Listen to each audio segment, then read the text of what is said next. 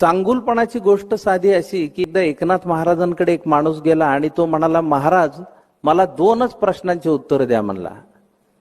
एक म्हणजे तुम्ही एवढे मोठे महाराज आहेत तर मला सांगा माझ्या आयुष्यात पुढे काय, माझं भविष्य काय. आणि दुसरा प्रश्न, लोकांनी तुमच्यावर टीका केली, तुम्हाला शिव्या घातल्या तरी तुम्ही हसतमुख कसं राहता, त्यांना कसं काही बोलत नाही. ते एकनाथ महाराज म्हणले, तुझ्या पहिल्या प्रश्नाचं उत्तर असं आहे की तुझं आयुष्य ह्याच्यानंतर 8च दिवस राहिले. त्यांनी पटकन नमस्कार केला, निघूनच गेला. तो पुढचं प्रश्नाचं उत्तरच ऐकलं नाही.